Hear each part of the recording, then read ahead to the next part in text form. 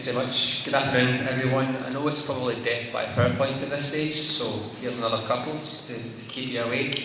So I'm Kevin Hutchison, National Development and Content Manager with NHS 24's Health Information Services. So we recently redeveloped and launched the new NHS Inform website, which is designed to be ideally the one-stop shop for anyone looking for quality assured health information in Scotland.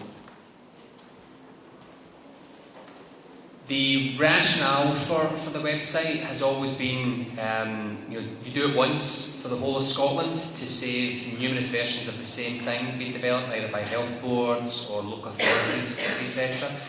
So the new site is very much what we call a beta development. So we get it to a point where we're comfortable and happy with it, we put it live, and then we continually develop and invest it as the years go forward. It is fully responsive, so it should look and feel the same on a mobile phone as it would on a desktop. More and more people are using mobile phones and tablets to access the internet, so desktops are actually only accounting for a decreasing percentage of people who access the internet kind of going forward. One of the main or the key features of the site is our new self-help guide. So HIT covers a variety of common health conditions such as fever in adults, fever in babies, diarrhoea, vomiting, bites, stings, etc. And an individual works through a series of questions which mirror the exact same questions they would be asked if they phoned our 111 out of hours service. And that then gives the person an endpoint. So that endpoint may be call your GP within 4 hours, call your GP immediately, or it may be, based on information you've given us, you can self-manage and here's some services you may want to access, etc. And here's where you can find additional information related to your illness or condition. So it has been fully tested with and been developed with clinicians, and it's probably at this point the most popular part of the new website. The Info for Me tool allows individuals and health professionals to create a customised leaflet of information. So the same as you work on an e-commerce website, if you're reading information that you find relevant, in the past you would save that page to your favourites on your desktop. Now you just click a little icon and that moves that page of content up to a kind of basket area, and when you're finished you can send that information off via email or you can print it off. So for example, a health professional is sitting with someone in front of them who has a type of cancer, who has just recently developed type 2 diabetes. They can pull information across about both of those conditions as well as the support services, for example diet nutrition services or physical activity services, add that all to one leaflet and email that to the individual. Now it's not working quite as we would want. At the moment it just sends the links via email. What we really want to do is to send an actual customised PDF leaflet, so that's something we're working on pretty quickly. The National Service Directory is the kind of main reason I suppose we're here today. So this is one product that has 2 different sources of information. So it has the quality assured services that's managed and governed and maintained and updated by NHS 24, and it has what we've classified below the waterline services, which are just as valuable, that are provided through the ALISS index. I'll come on and kind of show some sort of demos of what this looks like currently on the website, as well as our aspirations going forward. So the vision is that within this directory we have all of the services provided by each of Scotland's 31 health and social care partnerships, and I'll give a breakdown of what those services are. Now those are the services that will be managed and maintained by NHS 24 as well as all the other services that we currently manage. So we manage information across all GPs, pharmacies, out of hours services, sexual health clinics, etc. in Scotland, and we're going to add this new data set. So in effect it becomes an online yellow pages for health and social care services in Scotland. Okay, so the idea of, I suppose, the forefront is that it's governed and it's quality assured services. So an individual user knows that these services, the details that they're pulling up are accurate and are up to date, and that service is, in effect, has a quality assured stamp to it, and that's, at the behest of our clinicians who want to direct people to the most appropriate service in their area from a clinical point. We're also looking at, I'll let Stephen talk about the ALISS side of it, so I'm not really going to cover too much about that at this stage, and we're happy to take any questions at the end. We also want to drive people to local services, so it's not enough for people just to go onto a website and read information. So what? It doesn't answer that so what question. We want it to be much more aligned with what people traditionally use websites for, and that's a transactional element, so they go on and they get something. So one of the ideas that we've taken from Amazon is that if someone searches for a service, they can then click a little button, put in a phone number or email address, and that then notifies that service and asks the service to get in touch with the individual. So if you imagine someone who is wanting to stop smoking, they're surfing the web at 10 o'clock at night, they find the stop smoking service in their area. They would normally have to take down the name of that service and the phone number, etc., and then try and remember to phone them the next day. So there's a barrier straight away, because someone who is looking to give up smoking, realistically they might not necessarily want to give up smoking, they know they need to do it for the health and well-being. So we can then put the emphasis on the service to get in touch with that individual and selling the benefits of coming on board with that service, then it reduces at least that one barrier to access. So this is the scope and scale of the new services we'll be looking to add into NHS 24's kind of part of the directory. So hopefully most of them should be familiar to you. They certainly mirror what you'd expect health improvement teams and health and social care partnerships to cover. There are a couple that you might think, well, why would that necessarily be in there? So that's something that will be refined over the course of the development. It is a 3-year programme of work. We have a national development group, so I chair it, Stephen sits on it, and we have a number, at the moment we've got 5 pilot NHS boards who sit around the table. We have a rep from the health improvement team, as well as the Transforming Care After Treatment programme. I should have said at the outset, sorry, that Macmillan Cancer Support are actually funding the development of this new directory because it will help meet their holistic needs assessment. Okay, so the rationale for this is pretty simple. We do it once for the whole of Scotland and we do it well.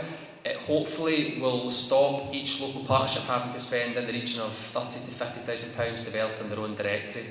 On top of that, it will then hopefully allow the partnerships to not have to worry about keeping the content up to date. Now they will need to work with us to a certain extent to make sure that the services that are in there match what they would expect. However, it'll be much less onerous from their point of view. So again, you get maximum, I suppose, bang for your buck from that respect.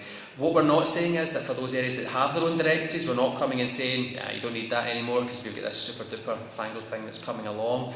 However, there might be a point where they think, you know what, resources are tight, do we have £20,000 a year to continue to spend on this, or is the product that's been developed nationally just as good? And if it is, then I suppose the hope, expectation is that they may look to use that £20,000 resource in a slightly different way at a local level. The new NHS Inform also has web chat, so our frontline team can support anyone coming onto the site if they're searching for a type of service and we don't quite find what they're looking for. There's web chat that's there to support that element. And as I mentioned, you've got the click to contact feature. Now it's not active at the moment because we're still very much in an early stage with this directory. However, it is something, particularly for the likes of smoking cessation services that are well established, have admin support. Then they can deal with those web forms coming in from individuals who are in effect requesting contact. And we also think the voluntary and the third sector have a huge role to play in this area as well. Okay, so hopefully you can see that. Okay, that's just a search for a pharmacy close to where my parents live. So it brings up a list of pharmacies, and you see over the side it's got, I suppose in effect, a filter to allow people to sort of find the service. Now again, anyone who's ever used Amazon, that will be familiar, and that's something we get quite a lot. People will say things to us like, oh, can you just make it a little bit more like Amazon? Just to give you an idea, the new NHS Inform website costs in the region of about £110,000 to build and develop. Marks and Spencer spent £150 million on their latest website. So, you know, there's always a little bit of a balance to be struck with some of this. However, we are hopefully catching up. So that if you were to click on any of those indexes, that was just gives you a little bit more information. It gives you the opening hours, and by the way, if you're using this on your mobile phone, it would give you live, so it would say this service is currently open or this service is currently closed, etc.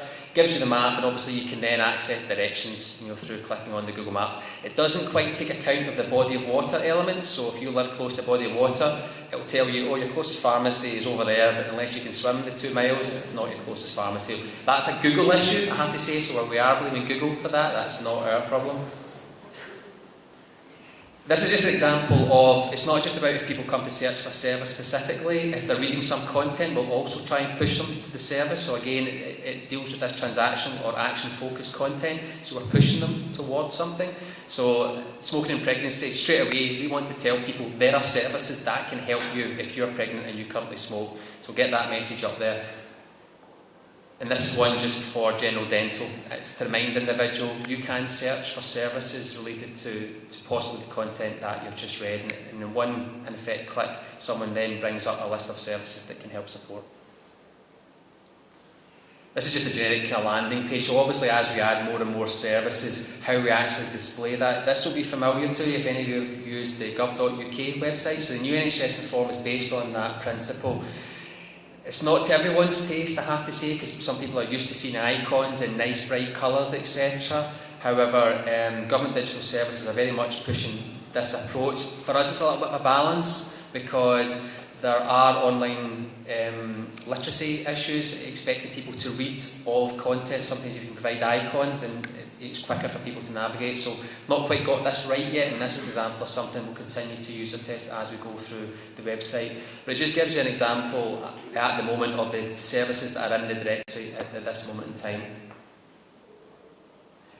So, the next steps for the NHS 24 aspect of it is to recruit a project team to, in effect, engage with each of Scotland's 31 health and social care partnerships. So, the project manager, I think the closing date was Monday.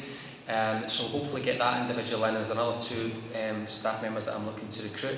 We'll establish a project board, in effect, to drive the initiative forward, which will include key stakeholders like the Scottish Ambulance Service, because they'll tell us, for example, that we've got a unit out and we know this person needs a psychiatric service, but at the moment in time we don't know where those services are, so we take them to A&E. That person bounces about A&E and in secondary care for a while to then eventually end up at a psychiatric service. So if we can have a definitive list of psychiatric services, then that unit can take the person straight to that psychiatric service. And you can see how there'll be other uses for that. Fall services would be another one. Scottish Ambulance Service deal with an awful lot of falls. They end up taking people to A&E because they're actually not sure where else to take them. And in some cases there are better placed community services that unit could roll up at. So again, they're heavily invested in this development and actually sit on the steering group. And we are looking at improvement methodologies, so a kind of lean approach. How do we, with each passing month, etc., make this product better and better and better, so that by the end of the 3 years, i.e. when we've spent all the development money, that this product is as good as it can possibly be, and then it's just a case of NHS 24 maintaining it thereafter. I know I've rattled through that, folks. It's just so that I've given Stephen sufficient time, so please, I'm here for the rest of the day if you have any questions. So I'll hand over to Stephen in the meantime, and then hopefully we've got 5 minutes just at the end. Thank you. Thanks, Kevin. So my name's Stephen Plunkett. I'm the Partnership and Development Manager with the ALISS programme. ALISS stands for a Local Information System for Scotland. We are delivered by the Health and Social Care Alliance, which people familiar with the Alliance broadly? We're the national third sector intermediary for essentially organisations that support health and wellbeing. Got a real kind of foundation in the promotion of things like self-management, helping organisations work with people with long-term conditions, and also helping to promote the kind of that kind of co-production and outcomes-focused approach through health and social care. We're a Scottish Government-funded programme as well. And what ALISS does is, essentially our purpose is to help people, professionals, communities, people living with long-term conditions, members of the public, to find and share information about local resources and assets. So, i.e. the things that happen within communities that have a fundamental impact on enabling health and well-being. So that might be the peer support group, for people who have had addictions problems or mental health issues that meet in the local library, in the cafe in the local library on a Friday afternoon and share experiences with each other and help each other. Or it might be a service which is delivered by a national third sector organisation, but with a specific fixed place within a community that people want to go and access. So it's the whole wider range of things which are there within our communities and that actually, enable health and well-being. So I often get asked the question, what is ALISS? And I think the best way I can describe actually what ALISS is ALISS is a tool, is a mechanism to help collaboration, to help communities, professionals, people, health and wellbeing organisations work together to identify those types of range of services and supports, to make them findable, particularly make them findable across different digital platforms, so if it's websites or other types of things like that, but also then, and this is the real key, to work together to collaboratively manage and maintain and update that information. So ALISS does that in a number of different ways. Most overtly, there is our website, aliss.org, where people can go in and search currently a list of tens of thousands of services and supports across Scotland, added to ALISS by over 1,300 different ALISS account holders. Now they range from just a man and woman on the street, or an organisation, or indeed maybe an entire health board or local authority. But we also can share that information wider than just aliss.org, and I'm going to explain how we do that in a minute. But also, we have our ALISS engagement team that I manage, and what we do with that is we actually support organisations and groups and communities who want to do that localised engagement, thinking of ways how they can work together, and actually think creatively about how they can kind of apply the information that they gather around about it. So just not only as an information service, but how they can actually use that to do other things.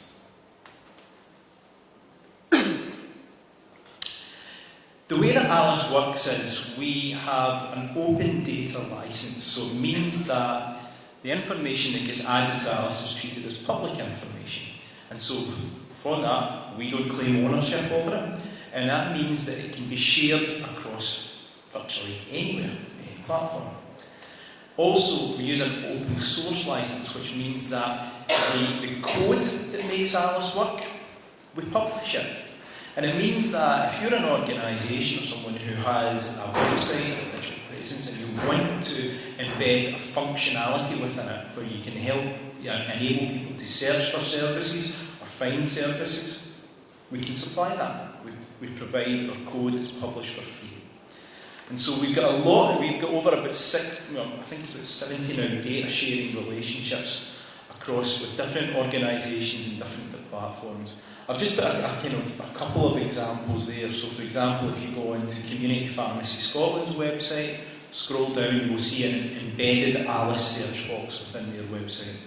And that's to enable pharmacists, people in a pharmacy, or actually potentially people like the person who works on the pharmacy till, and when you're waiting for your prescription to be delivered, is the kind of person that you tend to have those actually more meaningful conversations with. How are you getting on today? You back in picking up your repeat prescription for your husband? But it's getting harder now, I'm finding it, I'm not getting out as much, I'm getting quite isolated. I'm wondering about, my rights or different things round about it. Is there any, I'm struggling. Okay. You might not know about ALISS, but they'll know about Community Pharmacy Scotland. We make that functionality available there, and it's a quick way for somebody to search for a type of support to see if there's something available within your area that might be able to help that person. That's essentially what we do.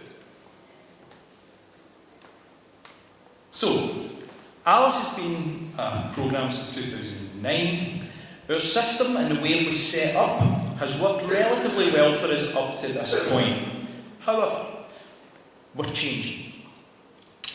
Last year saw a lot of work within the programme to kind of gather together the cumulative learning that we, throughout the life of our programme. We published 2 reports on kind of history of ALISS, but as part of that was doing a stock take of what's worked well and what hasn't worked well. And also it gave us an opportunity to re-engage with our stakeholders and ask questions about what do you need ALISS to do in the future? How would you want it to work as best as it can for you and your people that you're working with in your communities? So, from that, we have gathered together a whole list of initial kind of ideas, insights and specifications, and have used that as the basis to make some changes to our system.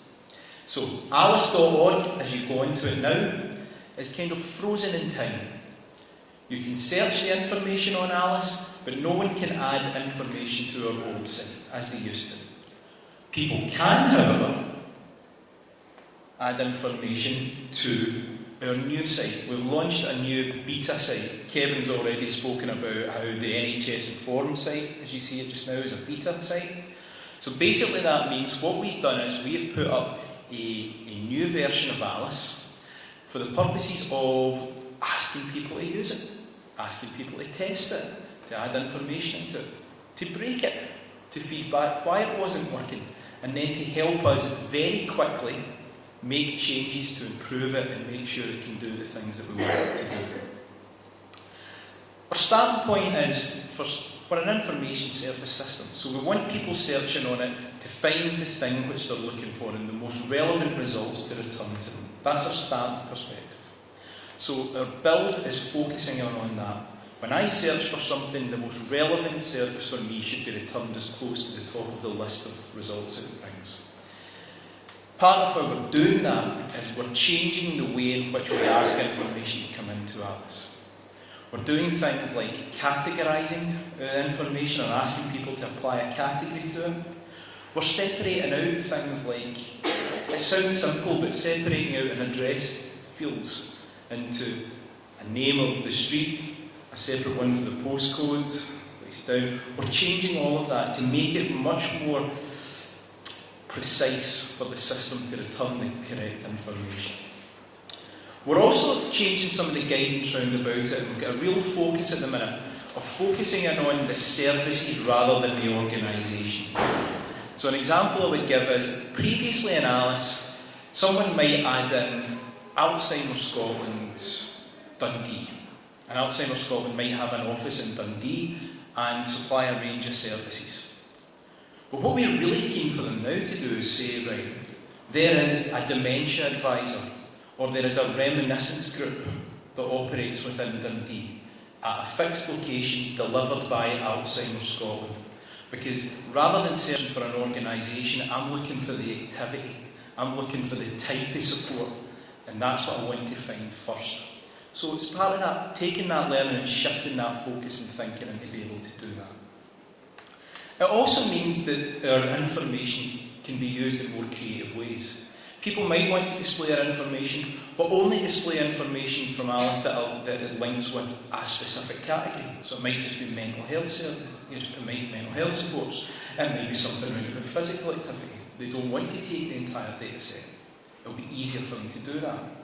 It'll also mean that we can start to think more creatively about what kind of data we can derive from it as well. And if anybody's interested in that, or how this can be applied in kind of strategic planning contexts, please do have a discussion with me, because there's some work we're doing in that field as well. One of the big changes that we're making is we thought about that approach that I said at the beginning. ALISS is fundamentally grounded in the ideas of co-production.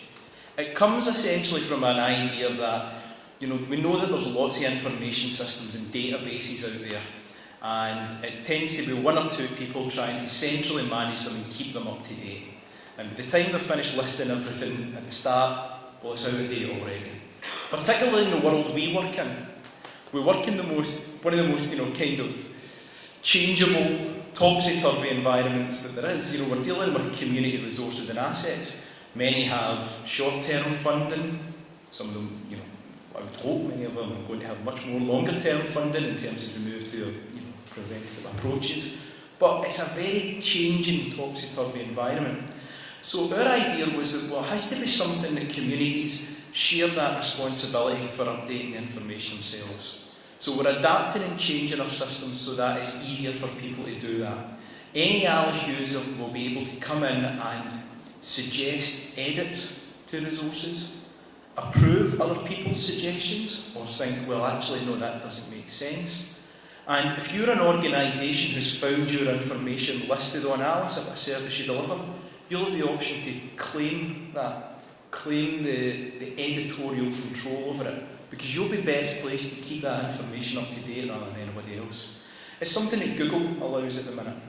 If you see your service listed on Google, good chance that Google is on there because Google's bought it from Thomson Local.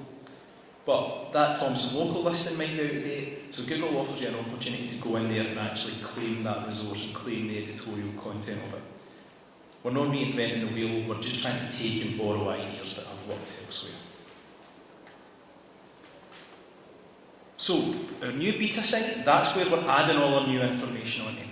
We're using a kind of, we call it an agile development approach. It means that we're working in, we call it 2-week sprints. So we're looking at a feature, building it over 2 weeks, asking users to test it, break it, feedback, we improve, we start again, we launch it, and if it works, then we move on. So it's enabling us to progress very quickly.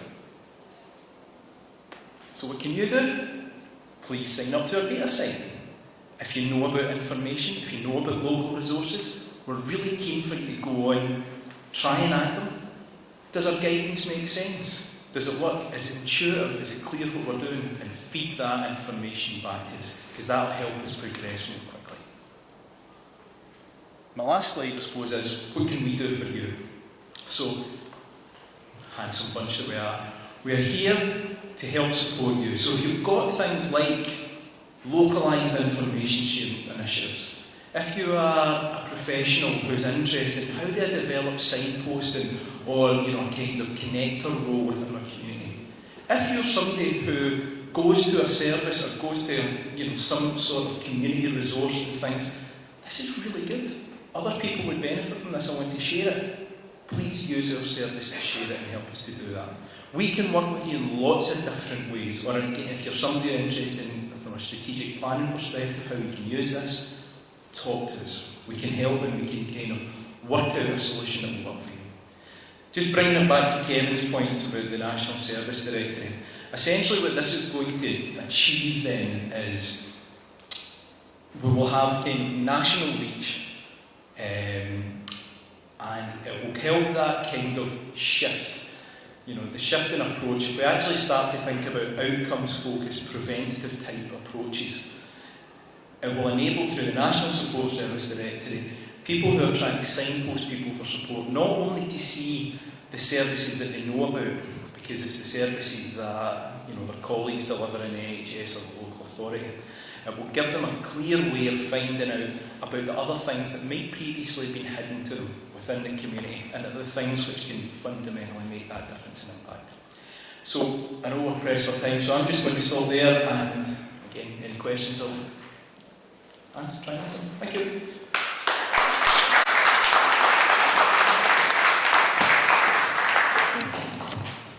Does anyone have any questions? Jacqueline? I'm just wondering, how do local communities and organisations who put information onto ALISS keep up to date, so that and how do users know that if they go on and find out that information, that it isn't something that stopped a year ago?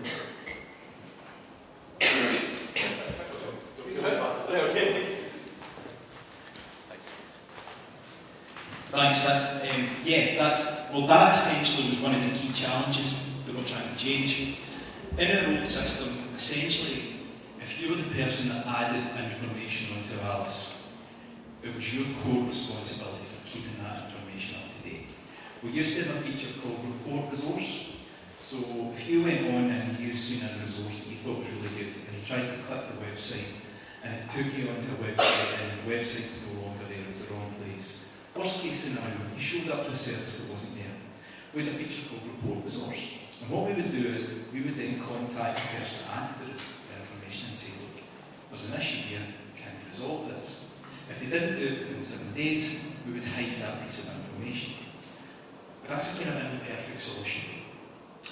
And also it doesn't necessarily fit with that idea of fundamental co-production. Because if you're somebody who's went on and added 50 resources, 100 resources, there's an individual in Edinburgh who's added 4,000 resources to ALISS. How are you expected to keep that information up to date? You can't. So the change at this point is that if you know that service is out of date and you've seen it on ALISS, you can go on and you can suggest that edit. This information is no longer right. It no longer meets in this place. Because I know it meets there. And I want to suggest that. And then someone will look at that improvement and say, okay, we'll check it. We're going to go and check that information. Is it accurate?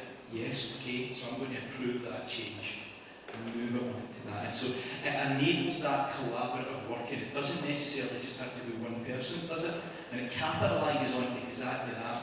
Because we see value in people actually looking at information and saying, well, it's out of date. And traditionally, in a database, we'd either say, well, it's out of date, we're putting a marker through it and we stop. What we're trying to do is say, okay, great, how can we make it better? How can we update it? How can we change it through? So it's trying to get back to that fundamental principle and test it. Test. If we say, this is about co-produced approach to managing information for health and well-being, does that work? Do communities actually engage and take ownership of that information? And will they support it, will they prompt it, and make it